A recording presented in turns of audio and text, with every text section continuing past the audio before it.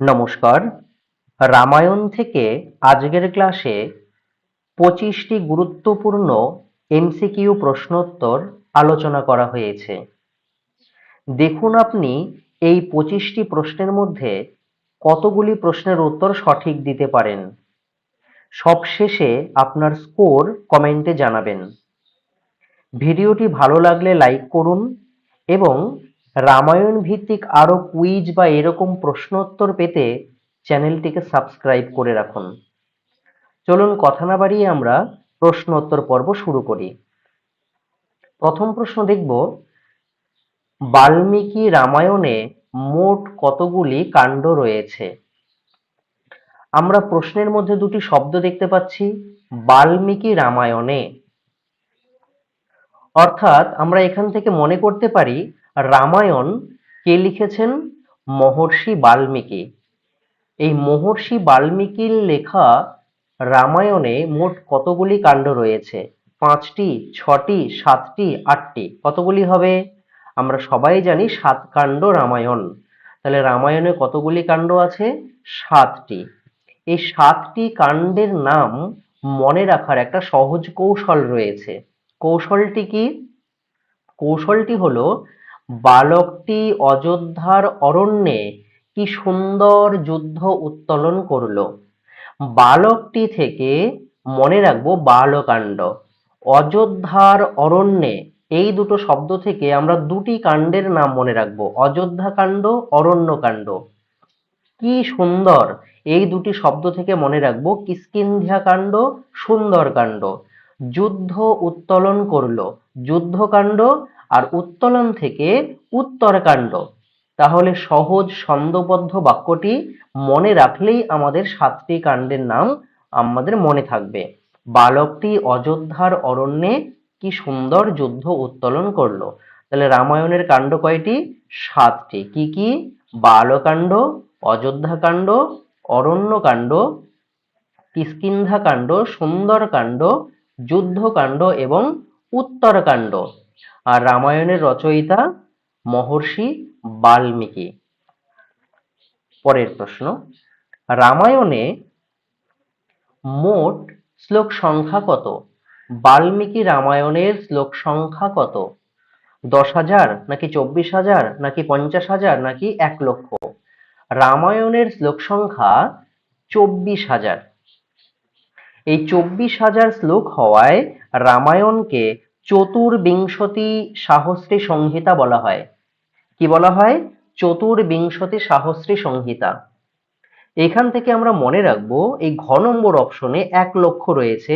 এই 1,00,000 শ্লোক রয়েছে মহাভারত নামক মহাকাব্যে। পরের প্রশ্ন, রামায়ণে কোন ছন্দ প্রধানত ব্যবহৃত হয়েছে? রামায়ণের ছন্দ কি? অনুষ্টুপ ছন্দ নাকি ত্রিষ্টুপ ছন্দ নাকি ইন্দ্রবজ্রা ছন্দ নাকি বংশস্থ বিলোম ছন্দ? কোন ছন্দ? রামায়ণ লেখা হয়েছে অনুষ্টুপ ছন্দে। আমরা এখান থেকে আরো দুটো তথ্য মনে রাখবো, রামায়ণ, মহাভারত এবং পুরাণ এই তিনটিই অনুষ্টুপ ছন্দে রচিত। পরের প্রশ্ন, রামায়ণের কোন কাণ্ডটি সবচেয়ে ছোট? রামায়ণের কোন কাণ্ডটি সবচেয়ে ছোট স্বর্গ ও শ্লোক সংখ্যার দিক থেকে? স্বর্গ ও শ্লোক সংখ্যার দিক থেকে কোন কাণ্ডটি সবচেয়ে ছোট? বালকাণ্ড নাকি অরণ্যকাণ্ড নাকি কিষ্কিন্ধাকাণ্ড নাকি সুন্দরকাণ্ড? উত্তর হবে কিষ্কিন্ধাকাণ্ড। কিষ্কিন্ধাকাণ্ড সবচেয়ে ছোট। কিসের দিক থেকে? স্বর্গ ও শ্লোক সংখ্যার দিক থেকে। পরের প্রশ্ন, বাল্মীকি রামায়ণের প্রধান বা অঙ্গিরস কোনটি? বাল্মীকি রামায়ণের প্রধান বা অঙ্গিরস কোনটি? বীররস নাকি করুণ রস নাকি শান্ত রস নাকি শৃঙ্গার রস? সঠিক উত্তর হবে খ, করুণ রস। করুণ রসে রামায়ণ রচনা করেছেন বাল্মীকি। এই করুণ রসের আবির্ভাব বাল্মীকির মধ্যে কিভাবে এলো? ওই ক্রঞ্চ পাখির বিয়োগান্তক ঘটনা থেকে বা ঘটনা দেখে বাল্মীকির মধ্যে এই করুণ রসের আবির্ভাব হয়েছে। পরের প্রশ্ন, রামায়ণে বর্ণিত অহল্যা কার পত্নী ছিলেন? রামায়ণে বর্ণিত অহল্যা কার পত্নী ছিলেন? মহর্ষি বিশ্বামিত্রের, নাকি মহর্ষি গৌতমের, নাকি মহর্ষি বশিষ্ঠের, নাকি মহর্ষি ভরদ্বাজের? কার হবে?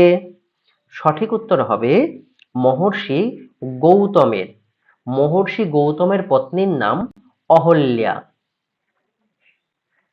পরের প্রশ্ন, লঙ্কা জয়ের পর শ্রী রামচন্দ্র কাকে লঙ্কার রাজা হিসেবে অভিষিক্ত করেন? লঙ্কা জয়ের পর শ্রী রামচন্দ্র কাকে লঙ্কার রাজা হিসেবে অভিষিক্ত করেন? সুগ্রীবকে, নাকি অঙ্গদকে, নাকি বিভীষণকে, নাকি কুম্ভকর্ণকে? সঠিক উত্তর হবে গ, বিভীষণকে। পরের প্রশ্ন, বাল্মীকি রামায়ণের মঙ্গলাচরণে কার স্তুতি বা উল্লেখ রয়েছে? বাল্মীকির রামায়ণের মঙ্গলাচরণে কার স্তুতি করা হয়েছে বা কার উল্লেখ আছে?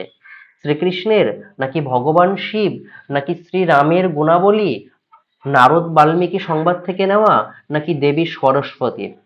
সঠিক উত্তর হবে শ্রীরামের গুণাবলী, যেটা নারদ বাল্মীকি সংবাদ থেকে নেওয়া হয়েছে। অপশন গ হয়ে যাবে সঠিক উত্তর। পরের প্রশ্ন,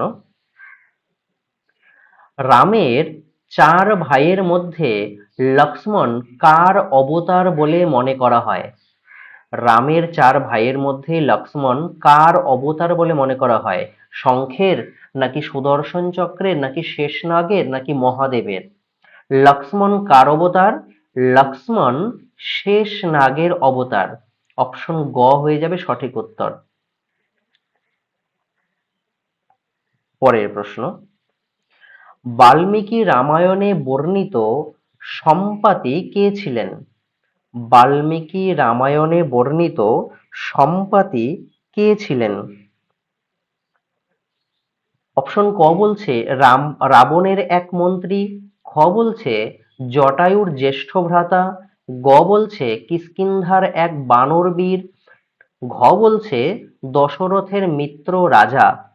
সঠিক উত্তর হবে সম্পাতি কে ছিলেন? জটায়ুর জ্যেষ্ঠ ভ্রাতা। অপশন খ হয়ে যাবে সঠিক। জটায়ুর জ্যেষ্ঠ ভ্রাতার নাম সম্পাতি। পরের প্রশ্ন, রামায়ণে আদিকাণ্ড কোন কাণ্ডকে বলা হয়? আদিকাণ্ড কোন কাণ্ডকে বলা হয়? অযোধ্যাকাণ্ড, নাকি বালকাণ্ড, নাকি অরণ্যকাণ্ড, নাকি সুন্দরকাণ্ড? কোন কাণ্ডকে আদিকাণ্ড বলা হয়? আরেকবার আমি দেখিয়ে দিচ্ছি, বালকটি অযোধ্যার অরণ্যে কি সুন্দর যুদ্ধ উত্তোলন করলো। তাহলে প্রথম কাণ্ড কোনটি? বালকটি, মানে এখান থেকে বালকাণ্ড মনে রাখবো আমরা। তাহলে বালকাণ্ড বা আদিকাণ্ড। তাহলে প্রথম কাণ্ডের নাম কি বা আদিকাণ্ডের নাম কি? বালকাণ্ড। অপশন খ হয়ে যাবে সঠিক।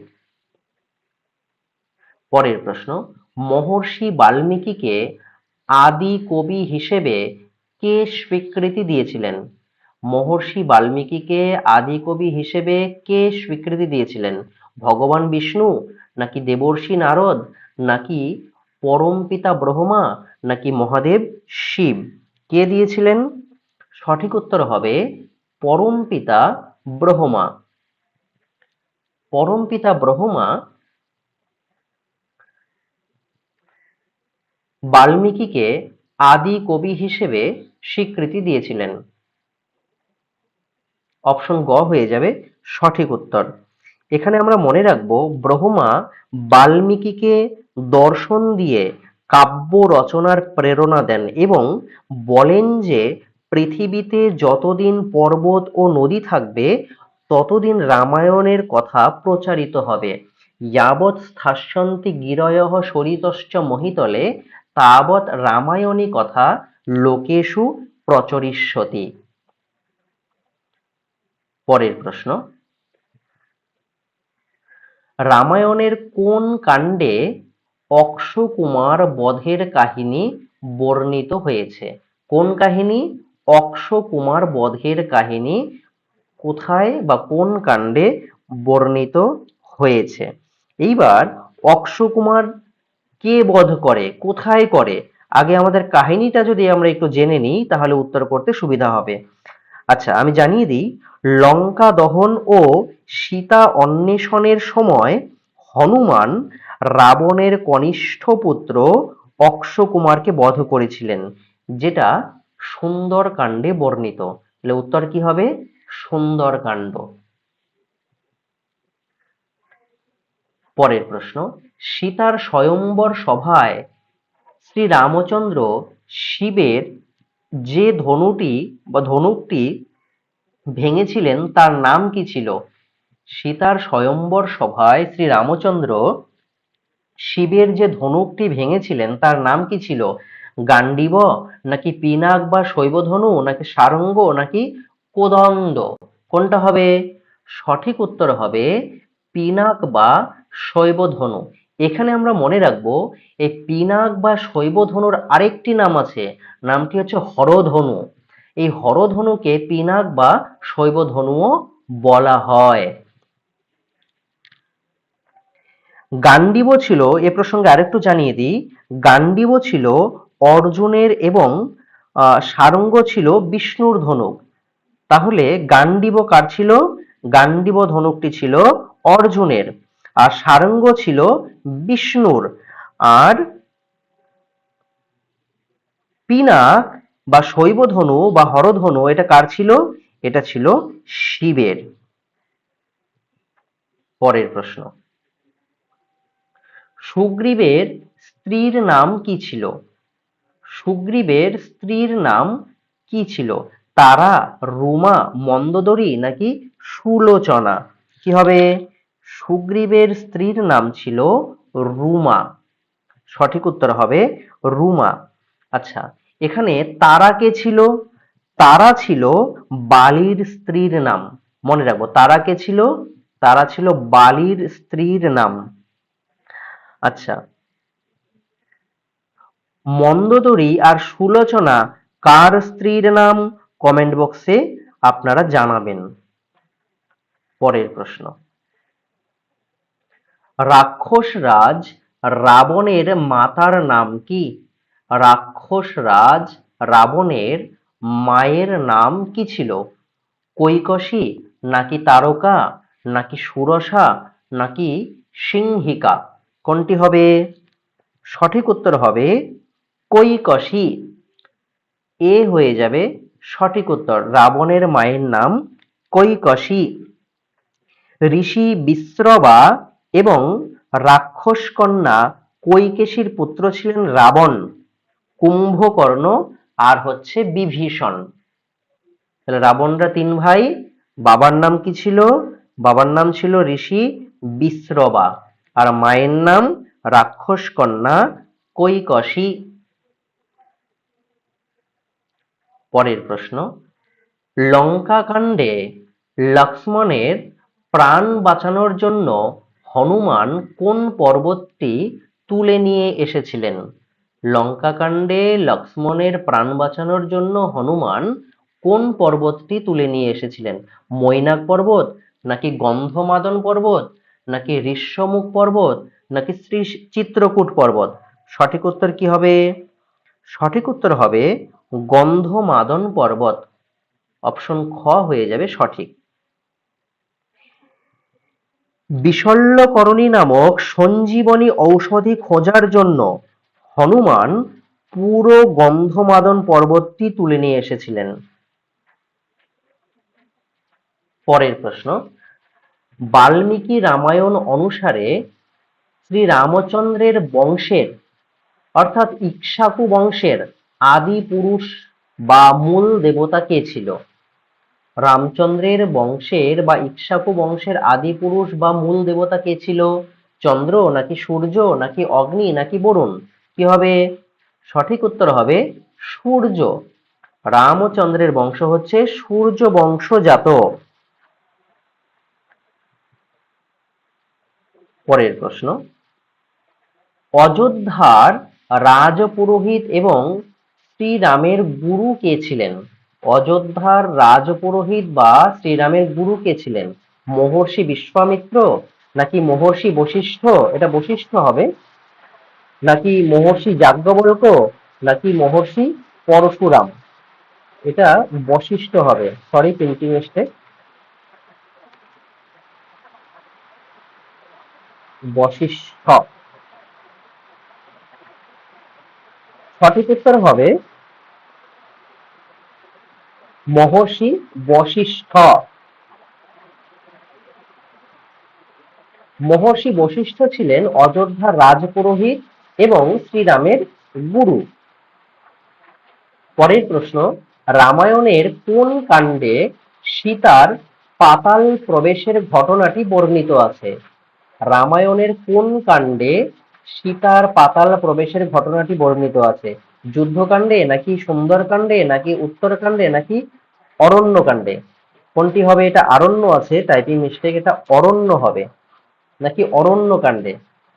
সঠিক উত্তর হবে উত্তরকাণ্ডে।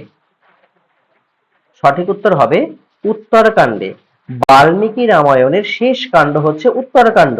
এই উত্তরকাণ্ডে সীতার লব কুশকে রামের হাতে সঁপে দিয়ে পাতালে প্রবেশের করুণ কাহিনী বর্ণিত হয়েছে। নেক্সট, বাল্মীকি রামায়ণ অনুসারে দশরথ কোন যজ্ঞের মাধ্যমে পুত্র লাভ করেছিলেন? দশরথ কোন যজ্ঞের মাধ্যমে পুত্র লাভ করেছিলেন?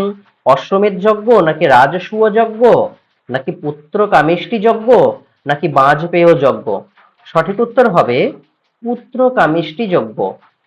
এইবার এখান থেকে আমরা মনে রাখবো এই পুত্র কামেষ্টি যজ্ঞের ঋষি কে ছিলেন, মানে কার দ্বারা এই পুত্র কামেষ্টি যজ্ঞ দশরথ করিয়েছিলেন, মানে কার পৌরোহিত্যে? পুরোহিত ছিলেন বা পৌরোহিত্য করেছিলেন দশরথের জামাতা শান্তার স্বামী ঋষ্যশৃঙ্গ। এই ঋষ্যশৃঙ্গের দ্বারা এই পুত্র কামেষ্টি যজ্ঞ করিয়েছিলেন। পরের প্রশ্ন, ভরত ও শত্রুঘ্ন কার পুত্র ছিলেন? ভরত ও শত্রুঘ্ন কার পুত্র ছিলেন? কৌশল্যা নাকি কৈকেয়ী নাকি সুমিত্রা নাকি কৌশল্যা ও সুমিত্রা উভয়েরই? কার হবে? সঠিক উত্তর হবে কৈকেয়ী এবং সুমিত্রা। কৈকেয়ী এবং সুমিত্রা। ভরত ছিল কৈকেয়ীর পুত্র আর শত্রুঘ্ন ছিল সুমিত্রার পুত্র। সুমিত্রার যমজ পুত্র ছিল, এখানে আমরা মনে রাখবো সুমিত্রার কিন্তু যমজ পুত্র ছিল, একটা শত্রুঘ্ন আর একটা হচ্ছে লক্ষ্মণ। তাহলে রামচন্দ্র কার পুত্র ছিল? রামচন্দ্র ছিল কৌশল্যার পুত্র। পরের প্রশ্ন, রামায়ণে বর্ণিত দণ্ডকারণ্য অংশে রাম, লক্ষ্মণ ও সীতা বনবাসের কত বছর কাটিয়েছিলেন? বনবাসের কত বছর দণ্ডকারণ্যে কাটিয়েছিলেন? প্রায় কত বছর? 1 বছর, 5 বছর, 10 বছর, 14 বছর? সঠিক উত্তর হবে প্রায় 10 বছর। তাদের মোট বনবাস হয়েছিল কত বছরের জন্য? 14 বছরের জন্য। আর এই 14 বছর বনবাসের অধিকাংশ সময় দণ্ডকারণ্যে কাটায় তারা, 10 বছর। পরের প্রশ্ন, রাবণের চিতাভস্ম বা রাবণ বধের পর লঙ্কার আকাশ থেকে পুষ্প বৃষ্টি করেছিলেন কোন দেবতা? রাবণের চিতাভস্ম বা রাবণ বধের পর লঙ্কার আকাশ থেকে পুষ্প বৃষ্টি করেছিলেন কোন দেবতা? দেবরাজ ইন্দ্র, অগ্নিদেব, পবনদেব নাকি যমরাজ? উত্তর হবে দেবরাজ ইন্দ্র। ইন্দ্র উপর থেকে পুষ্প বৃষ্টি করেছিলেন। অধর্মের বিনাশে সন্তুষ্ট হয়ে ইন্দ্রের নির্দেশে দেবতারা রামের উপর পুষ্প বৃষ্টি করেছিলেন এবং ইন্দ্রের পাঠানো রথেই রাম যুদ্ধ করেছিলেন। আজকের অন্তিম প্রশ্ন, বাল্মীকি রামায়ণ অনুসারে লব ও কুশ কার আশ্রমে জন্মগ্রহণ করেছিলেন? বাল্মীকি রামায়ণ অনুসারে লব ও কুশ কার আশ্রমে জন্মগ্রহণ করেছিলেন? মহর্ষি বশিষ্ঠ, নাকি মহর্ষি বিশ্বামিত্র, নাকি মহর্ষি বাল্মীকি, নাকি মহর্ষি অগস্ত্য? সঠিক উত্তর হবে মহর্ষি বাল্মীকি। গ, বাল্মীকির আশ্রমে লব ও কুশ জন্মগ্রহণ করে। এইখানে আমরা জেনে রাখবো, শ্রী রাম কর্তৃক সীতা বর্জিত মানে ত্যক্ত হবার পর তিনি বাল্মীকি আশ্রমে আশ্রয় নেন। কে? না সীতা। এবং সেখানেই যমজ পুত্র লব ও কুশের জন্ম হয়। এই হলো আজকের আমাদের রামায়ণের উপর 25টি প্রশ্নোত্তরের আলোচনা। কার কতগুলি প্রশ্নের উত্তর সঠিক হলো কমেন্ট বক্সে অবশ্যই জানাবেন। পরবর্তী ক্লাসের জন্য চ্যানেলটিকে সাবস্ক্রাইব করে রাখবেন। ভালো থাকবেন সকলে।